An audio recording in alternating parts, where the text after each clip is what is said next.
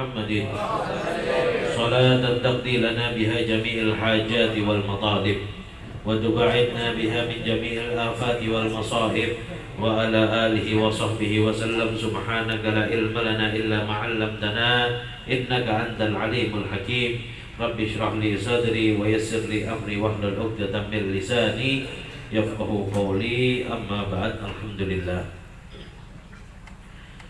Alhamdulillah, puji syukur kehadirat Allah Subhanahu wa Ta'ala, yang mana Allah Subhanahu wa Ta'ala masih senantiasa memberikan taufik hidayah serta inayahnya kepada kita, sehingga kita sama-sama berkumpul pada malam hari ini bersama-sama untuk ingat kepada Allah Subhanahu wa Ta'ala, mendekatkan diri kepada Allah Subhanahu wa Ta'ala, memperkenalkan diri kita kepada baginda Nabi Muhammad sallallahu alaihi wasallam.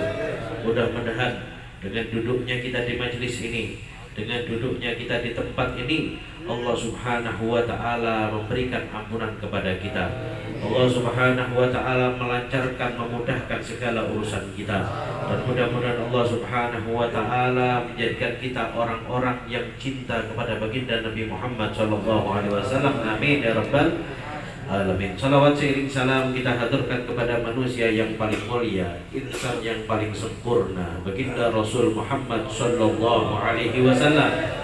Mudah-mudahan dengan hadirnya kita di majlis ini, Allah Subhanahu wa Ta'ala menjadikan kita semua, keluarga kita, sanak famili kita, anak-anak kita, semuanya pantas mendapatkan syafaat daripada baginda Nabi Muhammad sallallahu alaihi wasallam. Amin ya rabbal alamin. Dan mudah-mudahan Adinda Kiana Izzatun Nisa, putri daripada Akhina Taufik Rianto Koko,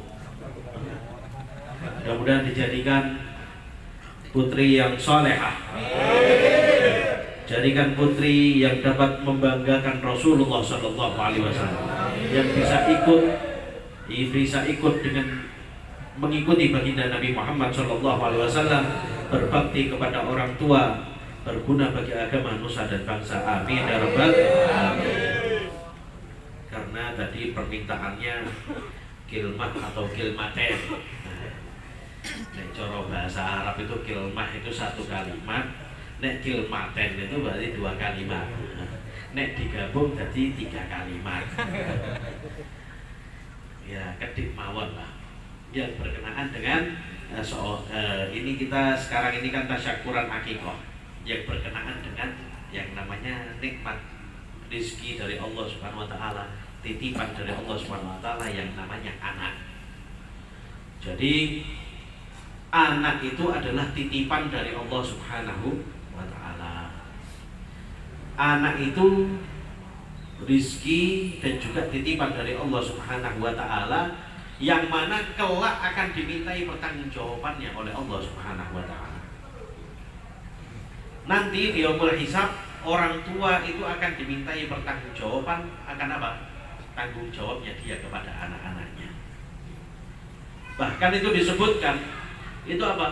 Berapa banyak nanti itu orang tua yang kaki kanannya ini sudah ada di dalam surga, kaki kiri ingin melangkah ke dalam surga, sing tengen wis mlebu, sing kiwa meh mlebu. Di tengah-tengah dia itu mau melangkahkan kaki kirinya masuk ke dalam surga, diseret kembali oleh ada orang-orang yang nyeret kembali kakinya. Sehingga apa? Mereka mengatakan, ya Allah, jangan engkau masukkan dia ke dalam surga. Maka Allah Subhanahu wa Ta'ala bertanya, loh, kamu itu siapa? Kamu itu siapa? Kok ngelarang dia masuk surga? Ini kamu ini siapa?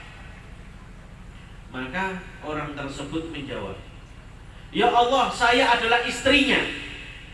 Saya masuk neraka disebabkan karena dia tidak mendidik saya dengan ajaran Nabi Muhammad SAW. Yang kedua adalah anaknya.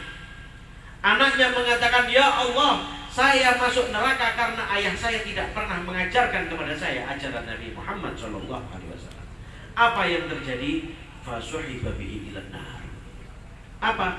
yang mana tadi kaki kanannya sudah masuk di dalam surga, kaki kiri mau melangkah masuk ke dalam surga, syahibabi ilana, diseret oleh Allah Subhanahu wa taala, dimasukkan ke dalam api neraka. Gak sido burung mlebu surga. Jadi ibaratnya itu ana wong ngeleh, ya kan? Oleh rong dino ra mangan. Sampai terus nyekeli piring kebuli, terus ono daging kambingnya ijo ono marake. Kemudian apa yang terjadi? Begitu meh dipuluk ditampel, wah, wis ngono mlebune ning peceren. Rasane piye? Wis rasane wis lara ati, pegel, emosi, kudu ngamuk, ya kudu guyu. Campur dari siji kabeh. Gak iso ngomong bisa. Nah, itu lebih parah daripada ini orang yang masuk ke dalam surga. Itu lebih parah daripada orang yang kelaparan tadi itu. Kaki kanan sudah di dalam surga, kaki kiri ingin melangkah ke dalam surga. Lah kok delalah apa? Nah, iki keluarga menuntut tuntutan kepada Allah Subhanahu wa taala. Sehingga apa? Allah mengurungkan dia untuk masuk ke dalam surga, dimasukkan ke dalam api neraka waliyadzubillah. Hadirin yang dimuliakan oleh Allah Subhanahu wa taala. Orang besar, para aulia itu mereka itu menjadi wali atau mereka itu memiliki wilayah, mereka memiliki kedudukan di sisi Allah Subhanahu wa taala, itu tidak pernah lepas daripada peran kedua orang tua. Terutama apa? Terutama peran seorang ibu. Itu penting sekali. Kalau ono ceritane wali ku gak ono perane wong tua, mesti ono perane wong tua. Nggak usah jauh-jauh, Habib Ali Habsyi ini loh. Kita sudah banyak cerita, sering mendengarkan cerita tentang Habib Ali Habsyi. Bagaimana Habib Ali Habsyi? Fi bidayatih, di dalam apa? Permulaan. Beliau ketika beliau ini masih nyantri, masih apa? Masih menimba ilmu. Gimana? Beliau datang kepada ulama fulan bin fulan, datang ke pengajiannya ulama fulan bin fulan. Kemudian apa? Pulang dari pengajiannya, pertama kali orang yang ditemui adalah ibunya. Apa? Beliau mengatakan, wahai ibuku, doakan saya agar supaya saya bisa menjadi ulama fulan seperti ulama fulan bin fulan yang tadi saya temui. Nanti hadir majelis taklim di mana? Apa? Pulang ketemu ibunya. Kemudian apa? Beliau mengatakan, ibuku, doakan saya agar saya menjadi ulama seperti ulama fulan bin fulan yang tadi saya temui di majelis. Seperti itu. Sehingga apa? Jadilah sosok aulia, jadilah sosok orang yang dekat dengan Allah Subhanahu wa taala. Jadilah sosok orang yang dekat dengan Rasulullah sallallahu alaihi wasallam. Siapa? Beliau Al-Imam Al-Habib Ali bin Muhammad bin Husain Al-Habsyi. Ini loh. Tidak lepas dengan orang tua.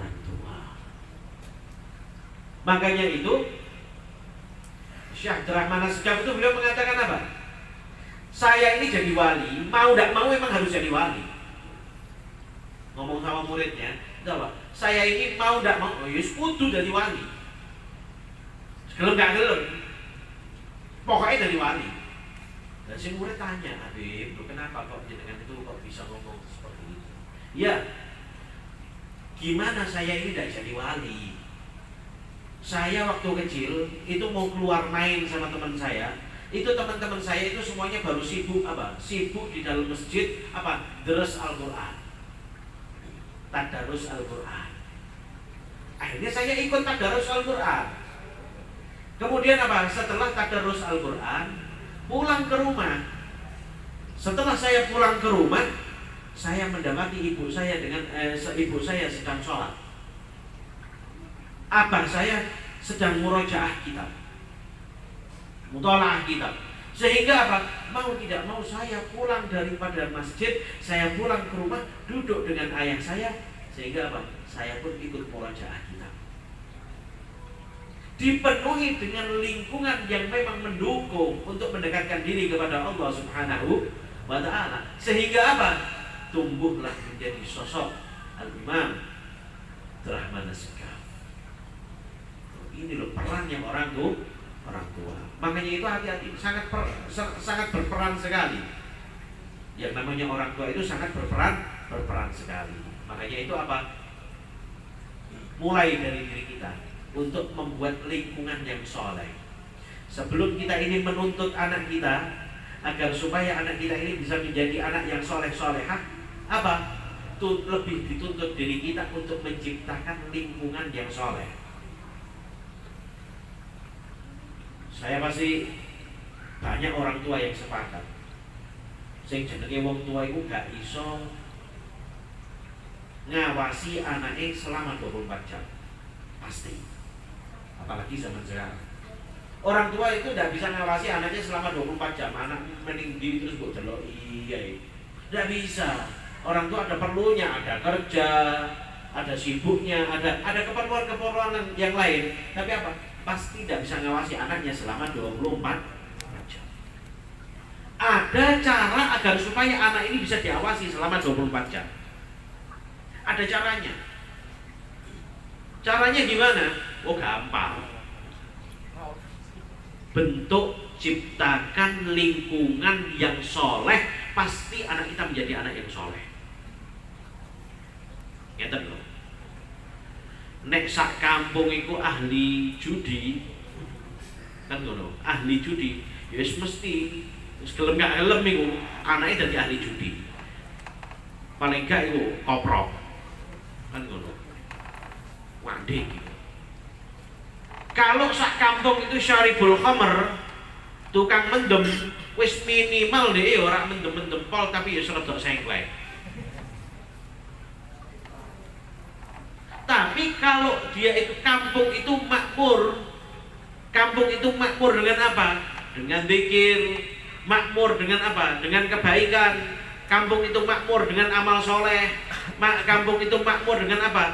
Perkara yang ma'ruf. Insya Allah anak kita akan tumbuh pribadinya menjadi anak-anak yang soleh-solehah, yang taat kepada Allah, mengikuti Rasulullah SAW. Syaratnya apa? Syaratnya menciptakan lingkungan yang soleh.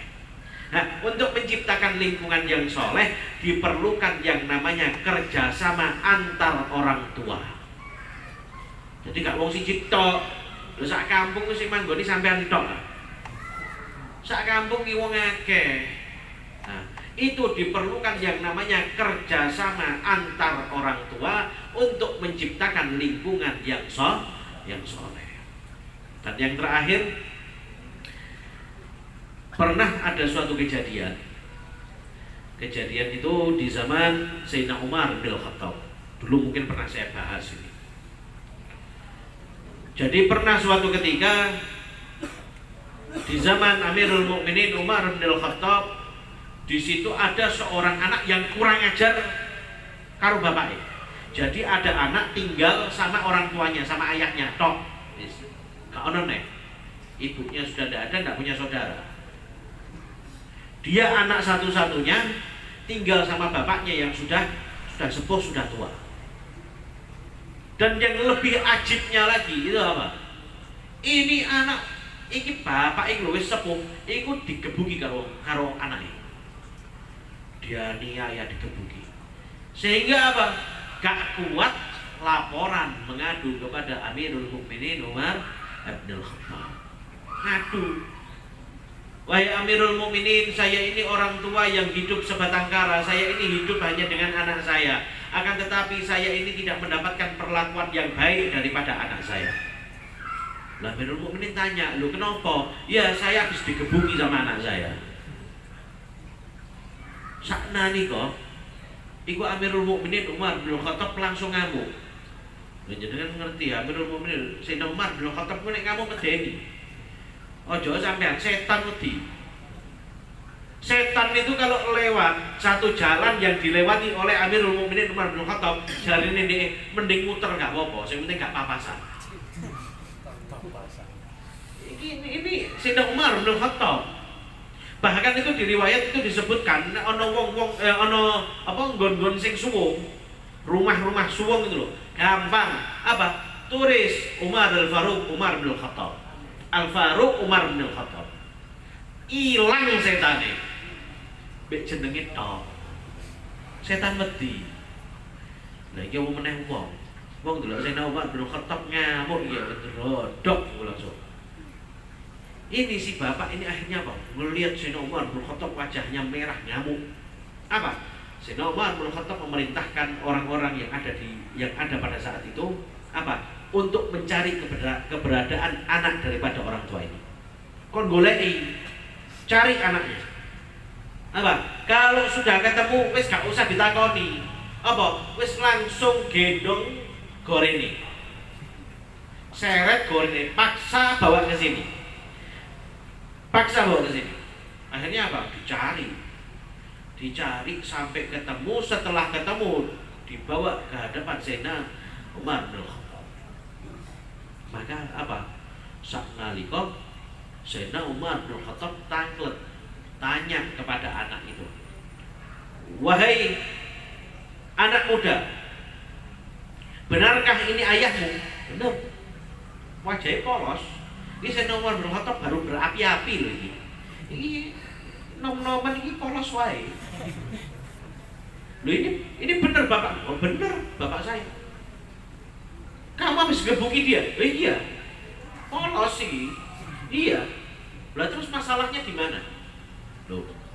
Iki lho anak ini malah takok. Lah terus masalahnya di mana? Iku tambah saya muntap saya nomor bin Khattab. Wah iku Al-Qur'an sak hadise sak dalile kabeh metu kabeh. Wa qadha rabbuka alla ta'budu illa iyyah sampai ila akhiril ayat. Terus apa? Ridullah fi ridul walidain wa suhtullah fi suhtil walidain. Wis sak hadise sak kabeh. Iki ditatap dengan wajah dingin tok bocah itu ditelok. Maka ketika Sayyidina Umar bin Khattab di tengah-tengah ngamuk dipedhot karo bocah itu. Stop wahai Amirul Mukminin, stop sih aja terusno. Pandek sih. Saya punya hak untuk menyangga. Iki modele nom-noman zaman iku ya rada kendel ngono lho. Iku jane nek konangan setan dikaplok lho, ngaku gak wani kok sampean malah kaya ngono kan. Ndak kurang ajar iku. Jadi iku mungkin cikal bakal mbae setan niku. Jadi kok ngono. Itu Amirul Mukminin ketika ngamuk itu apa? Langsung di stop. Stop wahai Amirul Mukminin. Sebentar. Saya ingin mengajukan satu pertanyaan. Maka Amirul Mukminin menjawab, "Apa pertanyaan kamu?" Maka anak muda itu bertanya, "Wahai Amirul Mukminin, adakah hak seorang anak yang wajib dipenuhi oleh orang tua?" Maka Amirul Mukminin menjawab, "Ada." "Sebutkan," kata anak muda itu. "Sebutkan." Nah, disebutkan sama Sayyidina Umar bin Khattab. Yang pertama, an yakhtara ummah. Hak seorang anak yang wajib dipenuhi oleh orang tua, an yakhtara ummah. Hendaknya orang tua sebelum dia menikah, pilihlah seorang wanita yang memang pantas untuk menjadi ibu daripada anakmu. Ibu yang pantas ibu yang pantas untuk anak-anakmu. Begitu juga yang perempuan. Apa? Kalau mau menikah, ojo kabeh didelok wo bondone akeh rek wis jipuk oke ngono. Oh sugih oke. Ganteng oke, tapi goblok. Kan ngono. Jangan. Apa? Kalau dia lihat, dia pantas enggak jadi ayah, jadi pemimpin untuk diri saya? Pantas enggak dia jadi apa? Guru untuk anak-anak saya? Kalau cari istri yang baik, pantas enggak? Kalau cari suami, carilah suami yang pantas enggak dia menjadi pemimpin daripada jadilah pemimpin untuk keluarga kecil saya. Pantas enggak? An yakhtar ummah. Mencari kualitas orang tua yang baik. Makanya itu Mustahil gak ono sing jenenge wali wong tuane gak apik. Pasti mendapatkan pendidikan yang baik daripada kedua orang tua. Pasti. Sebabnya apa? Mencari kualitas orang tua. Itu hak seorang anak yang wajib dipenuhi oleh orang tua. Lho nek wis kadung piye? Kan saiki ngono. Lho nek wis kadung rapi ya. Wis kadung duwe anak piye? Ya perbaiki kualitas dirimu. Perbaiki kualitas dirimu untuk menjadi pemimpin daripada keluargamu. Perbaiki kualitas dirimu untuk apa? Menjadi madrasah untuk anak-anakmu. Inilah kualitas orang tua. Yang kedua, an yuhassinasmuh. Apa? Hak seorang anak yang wajib dipenuhi oleh orang tua adalah an yuhassinasmuh, memberi nama yang baik. Memberi nama yang baik. Contoh, namanya apa? Ahmad. Tujuannya apa? Oh, muga-muga tabarukan kalian asmane Kanjeng Nabi. Apa? Mbok menawa bojo iki anakku itu sok iso cinta kalian Kanjeng Nabi. Abdul Ghaffar. Oh, tabarukan kalian Asmaul Husna. Muga-muga dengan apa? Dengan nama Abdul Ghaffar, anak saya senantiasa diliputi dengan ampunan Allah Subhanahu wa taala. Abdul Hamid. Apa? Mudah-mudahan dengan nama itu anak saya diangkat derajatnya oleh Allah Subhanahu wa taala sehingga memiliki akhlak yang terpuji. Ngono jenenge. Ini saya pernah ketemu di daerah Jawa Barat, pelosok pedalaman. Wis ketemu wonge udik teka. Repot iki. Ada orang namanya apa? Ada anak itu namanya ada benar. Lagi ini bingung lah, kenalan ini bingung loh, ini kepiye ya? Loh itu nama baik, loh tekai, kok bisa nama baik loh? Loh iya Beb, itu saya lihat di dalam Al-Quran itu Beb. Masa Al-Quran tidak baik? Loh ini perlu pemahaman. Apa? Arti daripada adaban nari apa? Siksa dan neraka lho aja ngono. Jadi apa? Pilih-pilih kalau kasih nama yang baik. Karena apa? Nama itu adalah bagian daripada doa. Ketika orang tersebut memanggil nama yang baik, maka nama itu ketika ada orang memanggil nama itu apa? Itu bagian daripada doa orang lain kepada orang tersebut. Ojo diganti-ganti. Iku misalnya Muhammad jadi Mehmet. Oh coba tak ganti kan ngono. Apa? Karena nama adalah bagian daripada doa. Itu haknya seorang anak yang wajib dipenuhi oleh orang tua. An yuhassinasmuh, memberi nama yang baik. Yang ketiga, wa an yu'allimahul Qur'an. Hak seorang anak yang wajib dipenuhi oleh orang tua adalah mengajarkan kepada anaknya tentang Al-Qur'an. Membaca Al-Qur'an, mengajarkan isi daripada Al-Qur'an, mengajarkan apa? Maksud daripada Al-Qur'an, mengajarkan syariat Nabi Muhammad SAW, mengajarkan seluruh isi yang ada di dalam Al-Qur'an. Lu mboten sakit, kula mboten tiang alim, kula niki mboten tiang pondokan, panggil orang lain untuk mendidik mereka. Bahkan Imam Syafi'i itu mengatakan apa? Imam Syafi'i mengatakan andai apa? Kok misalnya sak desa iki gak ono kiai. Misalnya ono kiai, tapi apa? Kudu bayar. Sampean bukan orang pondokan. Ada satu kiai, dia mau ngajar kalau apa? Kalau dibayar. Berapa? Oh, misalnya saya mau apa? Satu kali pertemuan 1 juta untuk mengajari ilmu-ilmu yang wajib. Itu kata Imam Syafi'i, jenengan orang yang wajib membayarnya itu. Hukumnya wajib. Panggil kiai itu datang ke rumah untuk mengajarkan tentang syariatnya baginda Nabi Muhammad SAW. Itu hukumnya wajib. Apalagi sekarang majelis ilmu di mana-mana, majelis khair di mana-mana, majelis taklim di mana-mana, gratis untuk mangan. Ije diuduti mari ngono. Ngono ije males-malesan. Kan iki sing parah, kan ngono setan iki mbae setan iki. 70 setan kan ngono. Makanya itu apa? Semangat. Cari ilmu itu yang semangat. Maka ketika anak ini mendengarkan penjelasan Sayyidina Umar bin Khattab, langsung gembor. Wahai Amirul Mukminin Umar bin Khattab, bagaimana saya ini mau menjadi anak yang soleh, yang taat kepada orang tua, sedangkan ibu saya adalah seorang perempuan apa? Nasraniyah Majusiyah. Seorang perempuan Nasrani penyembah api. Oh, kaget kan orang Khattab. Oh, jebule ngono. Kemudian apa? Anak ini mengatakan lagi, wahai Amirul Mukminin Umar bin Khattab, bagaimana saya ini mau menjadi anak yang soleh, yang taat kepada orang tua, sedangkan nama saya adalah Ju'al. Ju'al niku nek cara Jawa kepik. Kepik terus kepik kumbang. Kepik. Kepik yo apa? Kan ngono. Kemudian apa?